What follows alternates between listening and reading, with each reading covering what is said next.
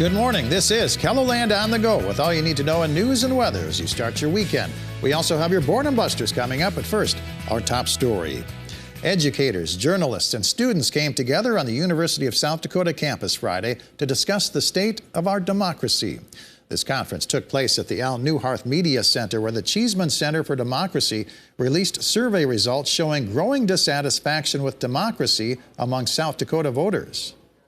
I think that's troubling because I think that shows apathy as well among South Dakotans, because when you don't feel like you have a voice and you don't feel like you have a say, of course you're going to become apathetic and feel like, well, I already don't have a say, so why do I try? But the important thing is that you keep trying.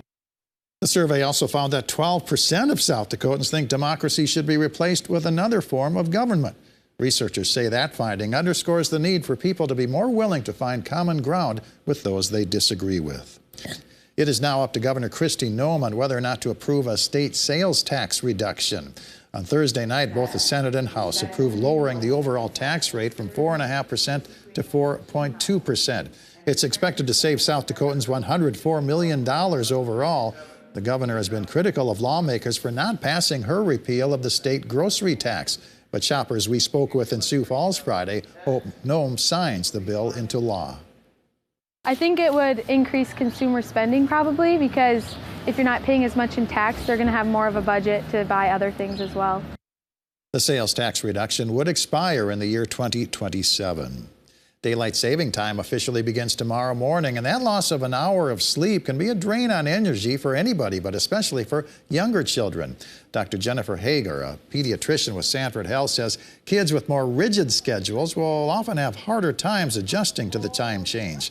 She suggests adjusting their schedules gradually before tomorrow to get used to that lost hour.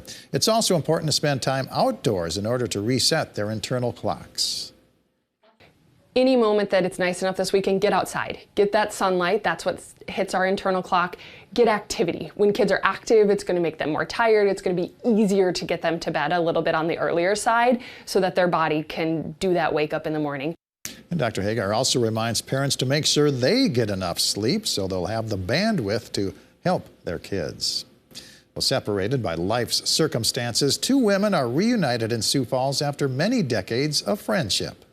Up here. Okay. I gotta get up here and Okay. give you a big hug. There, yeah. That's a good one. Okay. We had quite a day. Yes, we have. Irene Nelson and Darlene Johnson, both in their 90s, have been friends for 70 years. They lost track of each other because of COVID, medical conditions, and moving to new locations in Sioux Falls. They rekindled their long friendship after both ended up at the Good Samaritan Society's Sioux Falls Village.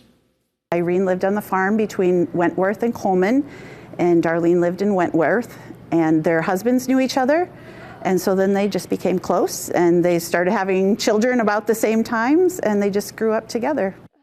Family members say that they'll make sure that the two ladies won't lose track of each other again.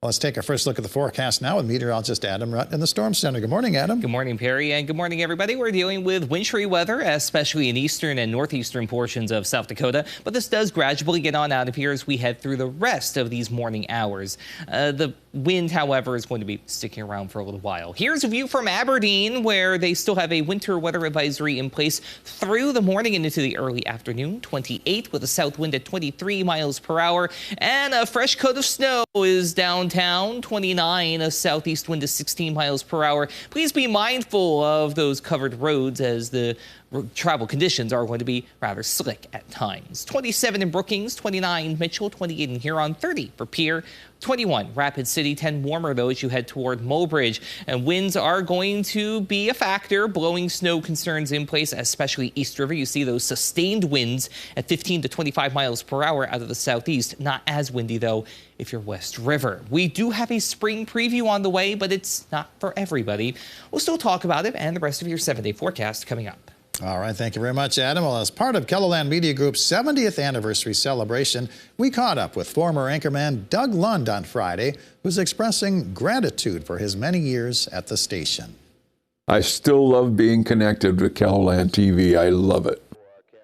Lund is a huge part of our legacy here at KELOLAND TV, and he still has a part of it. He continues his work as the voice of KELOLAND by recording from his Sioux Falls home. The Sioux Empire Sportsman Show features hundreds of exhibits showcasing the latest outdoor products and services. It's taking place at the Sioux Falls Convention Center and Arena this weekend and also includes fishing and hunting seminars plus kids fishing workshops. Today's hours are from 10 to 8, Sunday's hours 10 to 5. Admission is $10 for adults, $2.50 for children, and free for ages 5 and under. The South Dakota Percussion Showcase features school percussion ensembles with drum lines and color guards from South Dakota, Minnesota, and Iowa performing at Brandon Valley High School. The performances take place from 3 to 8 p.m. Admission is $12 and $6 for children. Snow and Go is an open house for cross-country skiing and snowshoeing at the outdoor campus in Sioux Falls. The first session is at 10 a.m. to noon. The second one is from 1 to 3 p.m. Equipment will be provided. A spring vendor fair at Arise Church in Sioux Falls is a fundraiser for the South Dakota Miss Amazing program, which provides opportunities for girls and women with disabilities to build self-esteem. Shopping hours are from 10 to 5. And the Stampede hockey team takes on the Fargo Force at the Denny Sanford Premier Center. The puck drops at 6:05. Adam?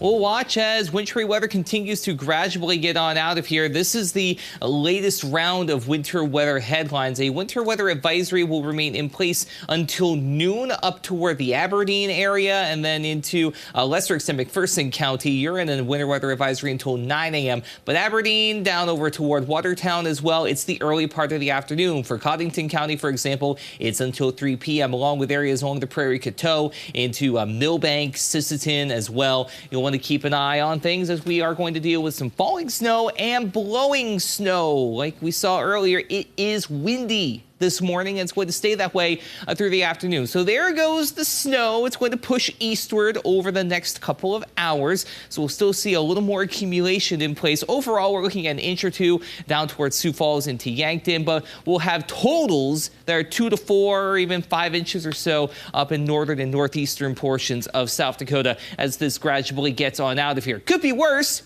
Could be North Dakota, where they have the bulk of the snowfall, or down toward Lincoln, Nebraska, where they're seeing some mixing and a little bit of icing down that way as well. The second half of the weekend, maybe a few flurries, but still not that bad. Still windy, though, but the wind does gradually back off as we head into the first half of this upcoming work and school week, which also features 2 other things. 1, drier weather, and 2, warmer temperatures, but unfortunately not for everybody. By Thursday, though, we hit the reset button. Another round of wintry weather possible into Thursday afternoon, Thursday evening. It gets out of here by St. Patrick's Day, but then we also have to deal with more in the way of windy and chilly conditions.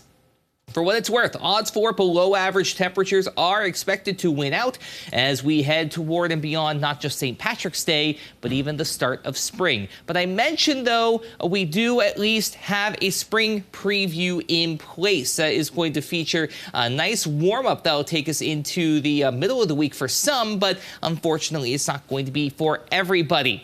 We'll talk about heat indexes when we get into the summer. 34, though, for your high today in Sioux Falls, 39 for Pierre, 45, though, Rapid City, a little more sunshine out that way. Overnight low temperatures tonight falling into the teens and a couple of single digits, with your day tomorrow featuring a step backward for everybody in the 20s.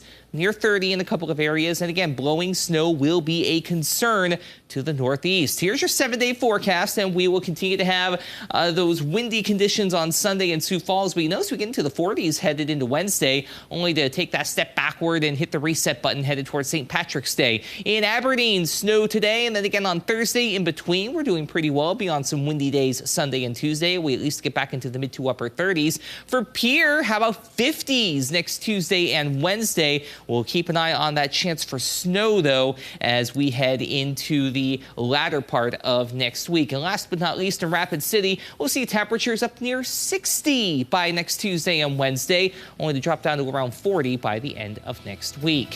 Have a great day, everybody. For more on your local news, weather, and sports, you can always head on over to KELOLAND.com.